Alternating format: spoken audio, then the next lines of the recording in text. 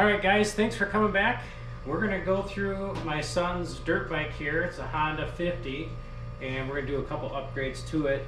The rear shock is pretty much garbage. The rubber bushing on there is blown out. The oil in the shock, the seals are bad. So we ordered a Two Brothers Racing front spring and bushing kit. It's going to add an extra inch of length to the front, and it's also set up more for like a 120-pound rider. We also ordered a heavy-duty rear shock that's adjustable. It's got a 400-pound rate spring. My son likes to jump this bike, and the way it's set up stock, it's just way too light, so he bottoms out on it. So we're going to get that beefed up. We're also going to order new tires and for front and rear, new tubes. We're going to put those in so he has a little more traction.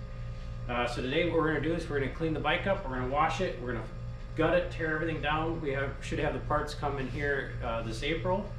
And I think we'll get her all put back together and you can do some jumping. Maybe. Maybe? Are you excited to help me tear this apart? Sort of. Have you ever done this before? Nope. Nope? You want to learn? Alright, I think we're going to go out, wash it quick, and then we're going to do a time lapse, and we're just going to gut this all the way down. So when the parts show up, it's a pretty quick install. What do you have to say for the camera? I'm going to get dirty. It's going to get dirty. Alright guys, stay tuned.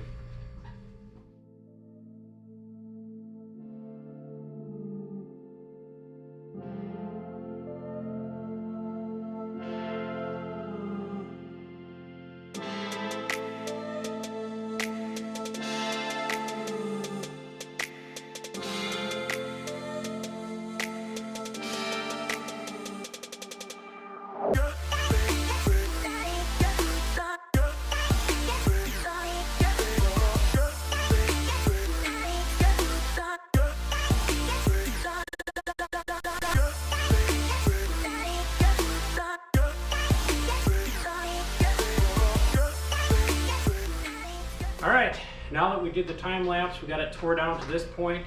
The next step is we're going to remove the rear shock. Pretty simple. We're just going to put a direct replacement in it with a 400-pound spring. Our rubber bushing here is destroyed, mostly because I've been riding it and I'm way too heavy for it. So we're going to get this upgraded, and then also we're going to pull the front forks and get ready for the new Two Brothers Racing front springs and bushings for that. So we'll time lapse these two disassemblies and then do a little bit of cleaning where all the plastics we're covering, and then we'll be ready to put together once the parts arrive. So far so good? Sort of. Okay, not getting too greasy.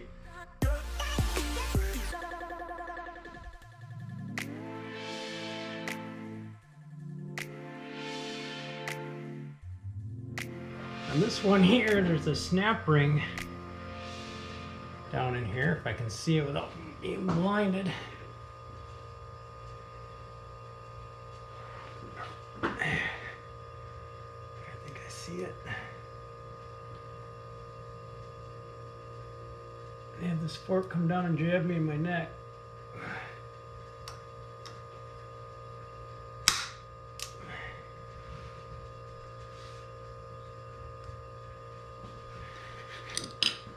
This is where bright lights become a problem.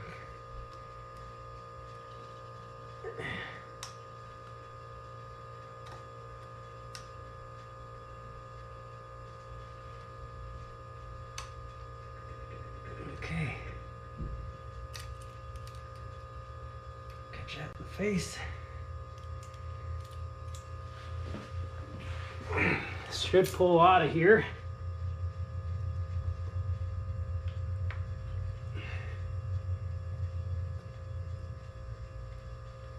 Maybe not. Maybe I have to unscrew this top portion. Not entirely sure. I've not done this before. Alright, I'll take the other snap ring out. Maybe I gotta loosen these top bolts up. Alright, so there is a snap ring down here you have to remove. And then there's just a little retaining plate. And then you also do have to remove the bolt on top that is threaded into the top of these springs. Mine were extremely tight. Obviously probably never been removed ever. So we'll get this out, wrap the spring out the bottom. When the new parts show up, we will be all set. We're also going to put some new tires on like I mentioned earlier in the video. Give them a little more traction in the corners. almost done here, Nick. Okay. Did my cleaning go well? Your cleaning looks great. Looks really good. Just in time to get it all muddy again. All right. When you're done coming, because we're having lunch right now. Sounds good, Nick. Thanks. All right. So the new kit, when it comes, has the two metal ends on the spring. Looks like I'll have to change some parts over. These have some rubber bumpers in here. I'll have to see if those will fit the new parts that are coming, but that's pretty much it. Pretty soft springs. Now, one thing to note is there's little tabs on here on these upper, I don't know if you want to call them bushings or not, but those have to go to the inside of the bike. So there's a tab on this one facing that way, tab on that one facing this way, so they are directional.